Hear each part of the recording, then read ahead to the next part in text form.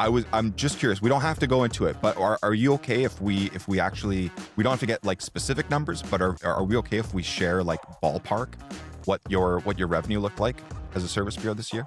It's totally up to you. We don't have For to if yeah, you're we comfortable can. with it. Okay. We're at 7 digits. You're at wait, you're at 7 figures? Yeah. So first year as a service bureau with us and you hit 7 figures. Nice. Welcome to the Service Bureau Accelerator podcast, where we help tax professionals start and scale a successful service bureau. All right, we're back with another Service Bureau Accelerator interview series. I'm here with Neona, and I have Ross here as well. Ross, as usual, go ahead and kick it off. Sure, for sure. So Neona, hello. Thanks for jumping in. Thanks you're for doing well. having me. Yeah. So real quick, if you want to kind of just start just by introducing yourself real quick and just kind of share a little bit of like your background, like experience in the industry, things like that, and we'll just kind of take it from there. Okay. So my name is Neona James. I am stationed in Richmond, Virginia. I got into the industry in 2021. Started off doing credit and a little bit of taxes, and then I just fell in love with it. So I worked up under a young lady for about a year and a half. And then I branched off from her, became an ERO. And then the young lady that I ended up being up under for my ERO series put me on to a lot of different things that I wasn't aware of as far as like the automation and basically how to market. So after I got finished with her, I jumped into Service Bureau. And of course, that's how I came to you all. And that's basically where we're at right now. Awesome. So what was the that was short and sweet. That was great. We've had calls before. It's like 10 minutes, or it's like just the whole background, which is great to hear too, though. You've very quickly gone from joining the industry and being like brand new to, I mean, you're a pretty successful service bureau already at this point. Like you got some I numbers on the appreciate it. board. Yeah. So like you have made a massive progress in a very short amount of time, which is crazy impressive. Do you want to share a little bit about like what was it that that made you kind of look at that shift from being the ERO to now becoming a service bureau? Um, your fees not being paid. Right. That was my biggest thing. I've never heard that before. No one's ever Yeah, said that. that was the biggest thing. And I actually I'm graduating Saturday. So I'm going to school for accounting. My goal is to be an EA. So I was like, I don't want to continue to be a preparer if I want to be an EA. So I was like, okay, moved to ERO. And then I was like, you know what? I could be more of an asset to all of my offices and all other different people if I'm an EA as their service bureau. So it was more looking at I can be more successful and get more clients if I have more to bring to the table. So I felt like being an EA and being a service bureau was better for me to present as a whole than to just say, hey, I got marketing materials for you. I got a CRM for you. I can actually say, hey, if you need legal help with your taxes, I can actually help you with that as well. So you don't have to go outside of our network. So We lost the that's where connection. I'm going with it. Oh, See what no. happens. Oh, Oh, there we go. there you Oh, go. it's cutting in and out. Oh, Oh, there you go. You're back. you're back. We lost you. You cut out right. We were talking about where I can be the EA. So if you need legal advice and stuff like that, do you want to continue from there? Yeah, I can do that. So being an EA, I do apologize. I don't know what happened. All good. That's right. Being an EA, I felt like I could be more of an asset as a service bureau and an EA, so I can help out more offices, more tax professionals, and they not have to say, hey, who can be an EA? Who can look at this? I can be more of an asset to them and Right. be able to support them better than just saying, hey, I got a friend that can do this for you. So they can just keep everything in-house. Right. Yeah. So like your offer effectively is changes instead of all the bells and whistles, like you said, marketing, CRM, all the stuff that you can provide as a package as a service bureau. We could also help you assist your preparers, or we could assist your office with more advanced things like audits or tax questions or anything else. So you can kind of keep that all under the same umbrella, which is good. Good for you. Yeah. That's all. That's like that high level of support and business support as well at the end of the Right. day. Yeah. No, that's awesome. Cool. So yeah, so it was just kind of a perfect fit then, right? For your goal where Yeah. you wanted to go and like, well, hey, now I can provide them with software as well at the same time. I Correct. don't want to skip over the comment you made though. You said, "Hey, when you looked at the fees, and you signed up last year, right? Like end Yep. of the In season, April. like it was like in Yep. April, so you didn't really like you were wrapping up the season. So I'm assuming at that point, I don't know, did I speak to you? Maybe somebody else, somebody spoke to you, Right. um, and they probably started looking at the numbers. Do you recall what the numbers were For prior, last year, before SBA? Like, what were you paying in fees? fees were low. Oh, okay, They were low for the last service bureau I was with. Now the okay, one before that, when I was an actual preparer, that was a lot different. That was a lot got it, different. So I got didn't it. become an ERO with the young lady that I was working up under. So that opened up your eyes to that whole Yeah. side of the I was industry for actually sure. her office manager. So it made Oh, me pay attention to a lot of things that were going on around me. awesome. Awesome. Okay, cool. So looking at yeah, I mean like this year now uh like the previous year, were you like before you joined us, were you a service bureau with that other person or were you just an ERO? I was just an ERO. Okay, and so then this was like basically like your first year as a service bureau was with us.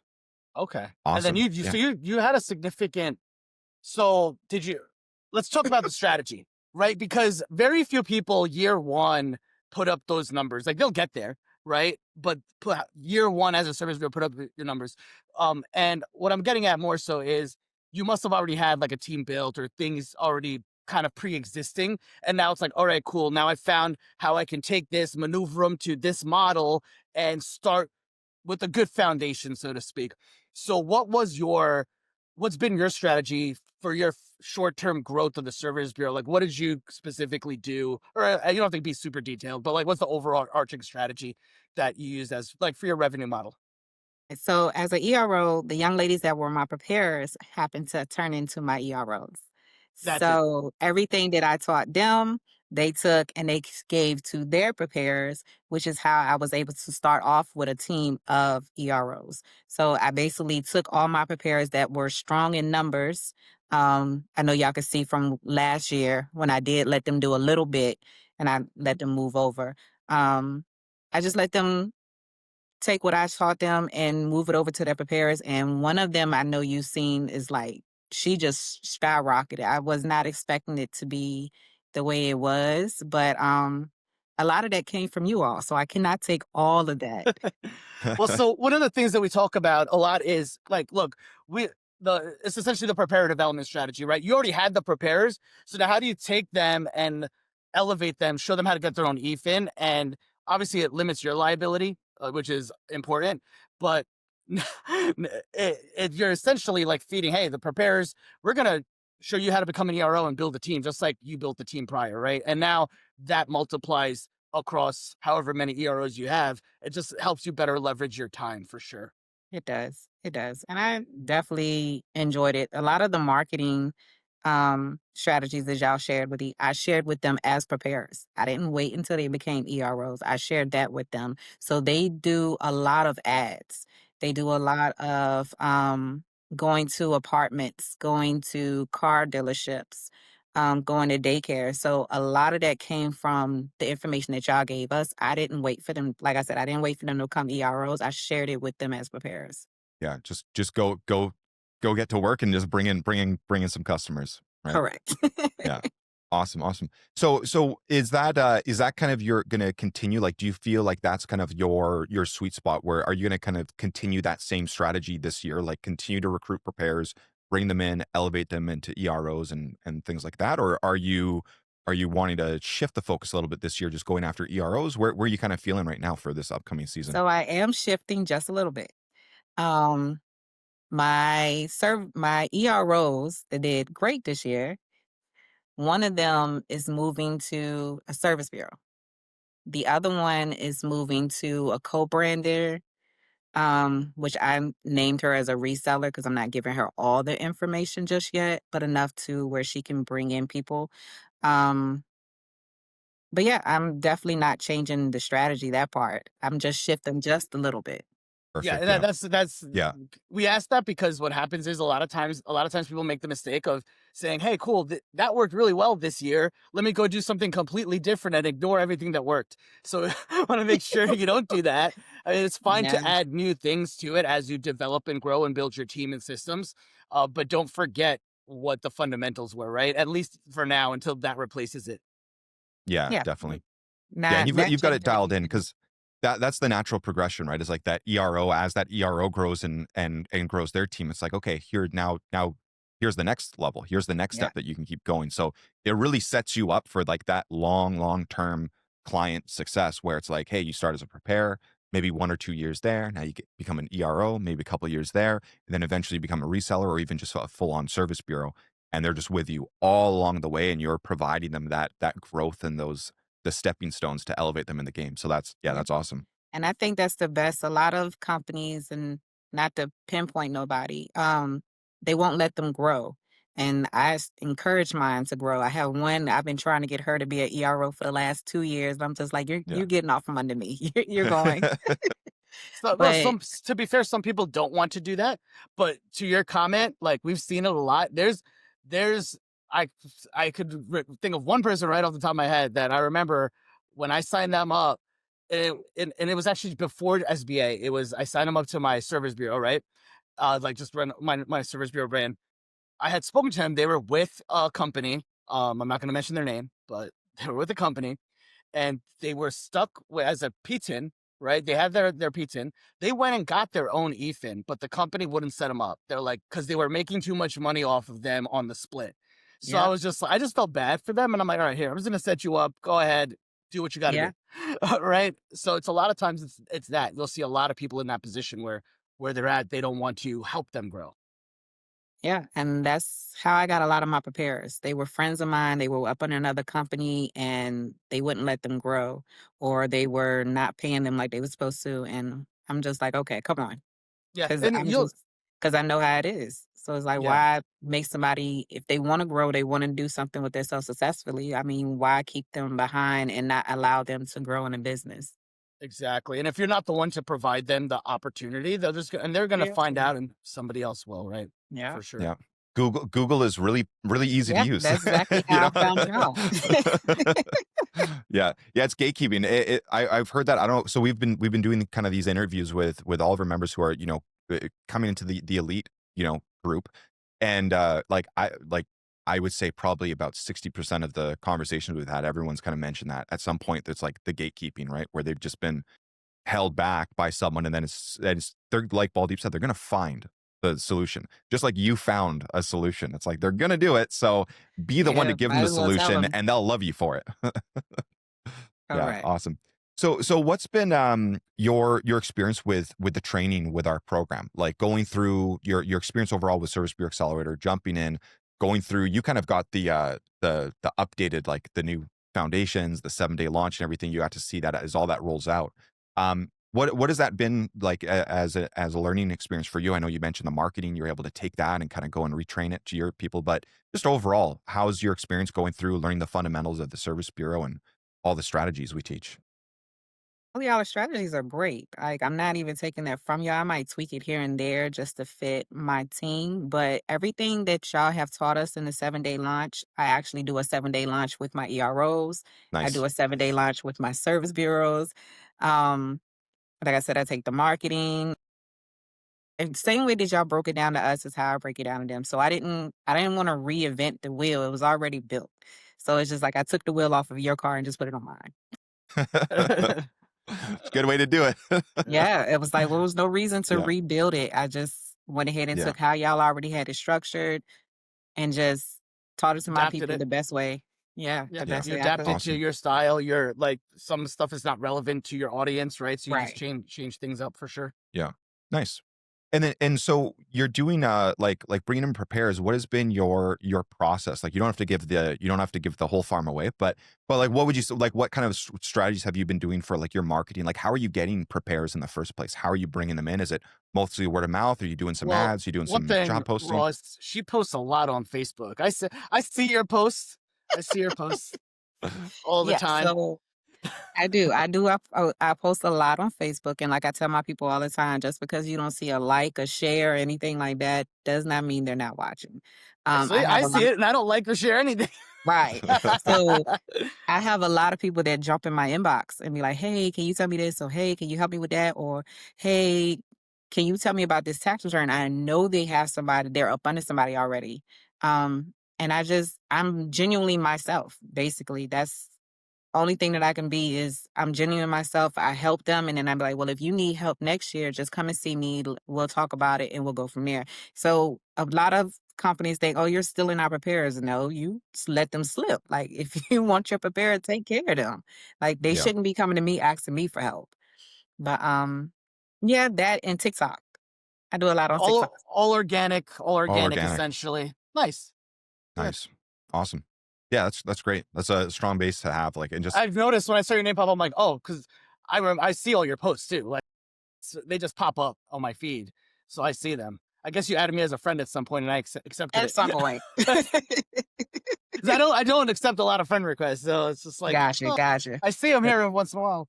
So yeah, I definitely recognize it for sure. And I think the way you make your posts, those you guys that end up like spying on her posts, the way you write them, you write similar. You write them very educational, informative, but you hit on certain topics, certain things. It's kind of like a more elaborate adaptation of like the way we do our fast action strategy, raw. So you kind of get kind of what I mean. She's putting a lot of value into that, and then hitting certain key points.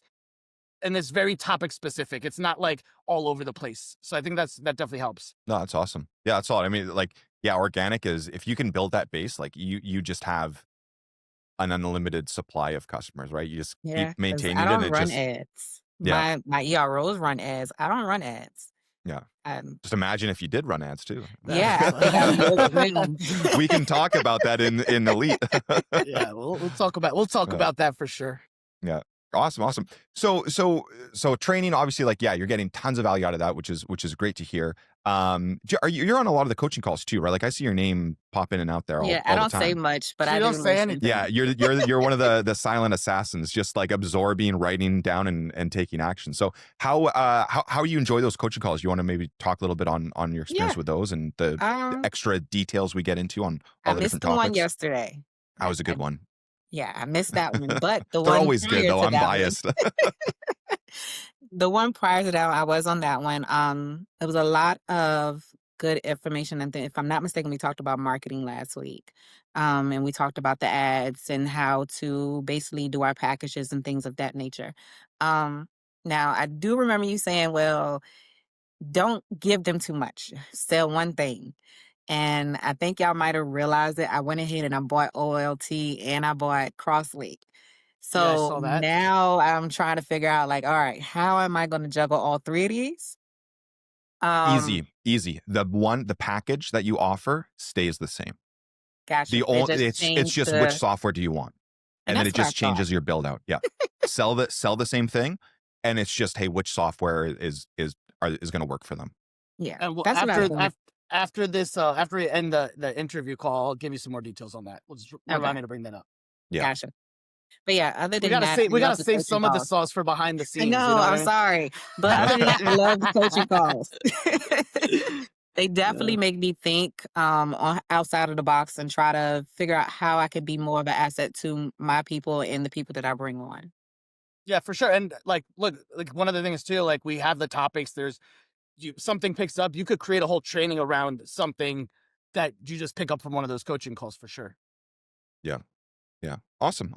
So, one other category we always like to ask about is support, because I know that's, as you've seen, people reaching out to you for support who don't even have software from you, aren't even a part of your team, are working under other companies. That's a Right. big challenge for a lot of people in the industry, right? They're just not getting the support that they need.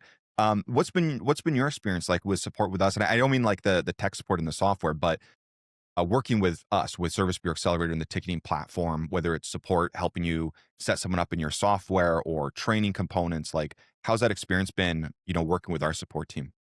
The experience is great, and I'm not blowing smoke, but I definitely enjoy it. And the way y'all have the support team set up, is how I'm trying to set my people up. Like I said, how y'all have everything built out already is amazing. Is it makes it where everything is right there in your face. You don't have to go and look for anything. And if you ask, it's because you didn't go watch the video or you didn't look in the first place. So it's like, or you really just do not understand it. Everybody learns differently. So for me, I like it because I can go watch a video or I can go and look at the tickets and look and see what question has already been asked, or I can go look in the community and maybe somebody has already asked the question. So it gives me different ways to look at something, or like sometimes I will jump in the Facebook group and ask a question if I'm looking for a fast answer. It's just I love the way its support is set up. So what I've done is I just did Teams, and so I have mine set up like that. So it makes it a little bit easier for me. I might build a platform like y'all have one day, but that's might be a little bit out my league just now. Yeah, we're actually working on a a trimmed down support platform for the group, because a lot of our service bureaus are supporting a lot of EROs now and sub service bureaus. So we're actually working with a company. We actually announced it, I think, at the convention last year. I'm just waiting for some final details, and hopefully we can get that rolled out this year to help you guys support your people better. Okay. Yeah. Looking Yeah. forward to it because I definitely am not leaving y'all. Somebody else was like, "Why don't you just go direct?" I was like, "For what? There's no support there. Yeah. Why would Well, I so go there?" look, What are they going to teach me? so that comes up. Like, people say that all the time, or they think that it's better. A lot of the times, the deal is not better. First of all, the deal isn't better because I already know what the direct deals are. They're not better.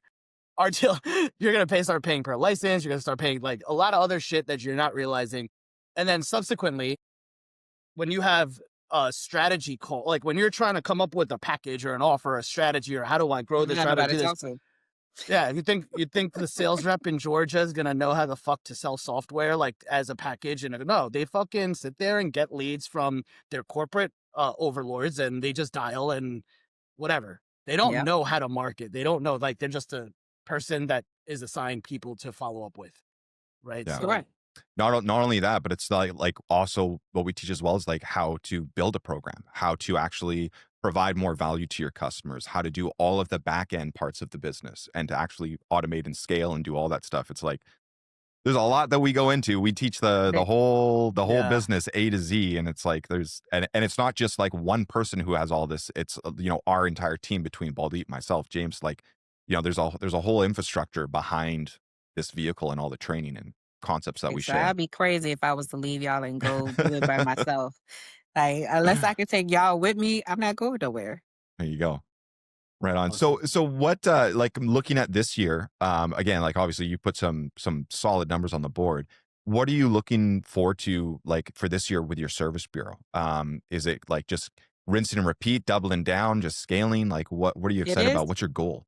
It's definitely gonna be rinse and repeat. And what I put into my EROs this year, the ones that are gonna be service bureaus, we're working now, trying to get everything together to put them some EROs on to take their team and make them EROs.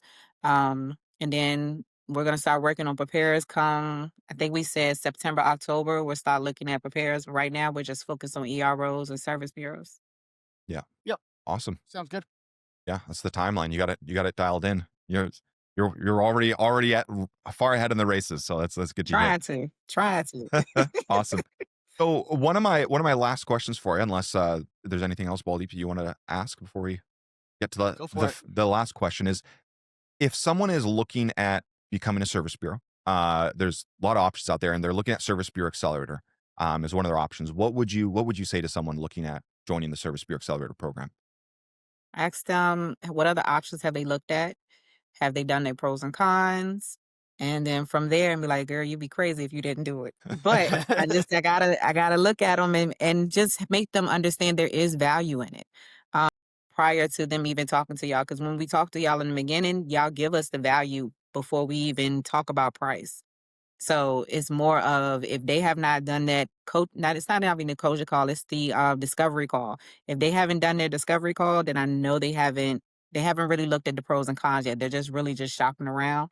So it'll be more of a push, but then I'll probably try to put them up under me and then bring them to That's fair. That's fair. Yeah. Yeah. No, awesome. Yeah, I Awesome. appreciate that. It's that's always the thing, right? It's like it's the value, and I think one thing that we run into every now and then as well is like the too good to be true, where they just see everything that we offer, and it's like that's why we try to do Yeah. more of these calls to be like, well, like you don't have to listen to us saying the same thing 1,000 times over. Hear what some of our actual members have to say, you know? Yeah, So because I think this year really took me for a loop. I wasn't expecting the solid numbers that y'all see either. I think after I started actually seeing them and then seeing the drops, I was like, oh wow. It really did play out the way I wanted to, but I wasn't expecting it to. yeah. So Yeah. Well, definitely it's is going to be a rinse and repeat all year round. yeah. Awesome. So, last thing before we end the call, where if somebody's watching, go ahead. You got something else? Actually, I have one more thing before we do that. I'm just curious. We don't have to go into it, but are you okay if we actually, we don't have to get like specific numbers, but are we okay if we share like ballpark what your revenue looked like as a service bureau this year? It's totally up to you. We don't have to if Yeah, you're we comfortable can. with it. Okay. We're at 7 digits. You're at 7 figures? Yeah. Oh, well, you guys have like, because you also have tax prep fees and everything like that. Yeah.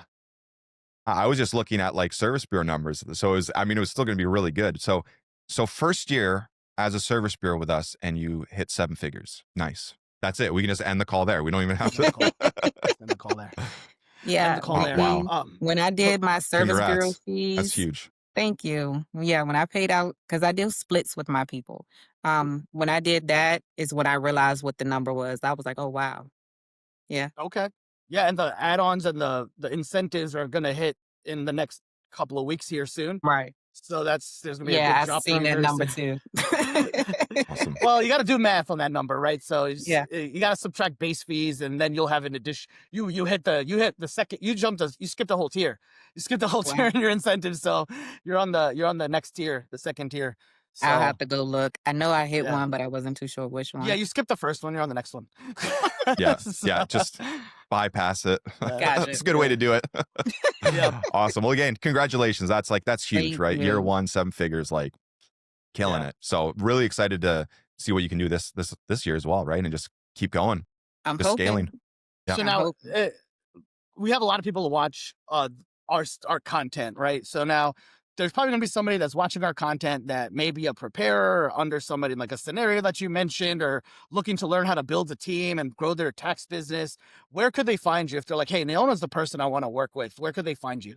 Oh, Instagram, TikTok, Tax Bully Pro, KJ Financial Group, even just go look up Neona.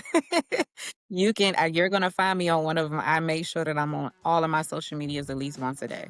So, like I said, KJ Financial Group, which is the tax office. Of course, Tax Bully Pros, which is software. And then Neona King James is my person. On the socials already. Awesome. Well, we'll go ahead and wrap it up. Thanks for being here, and we'll catch you on the next one. Thank you.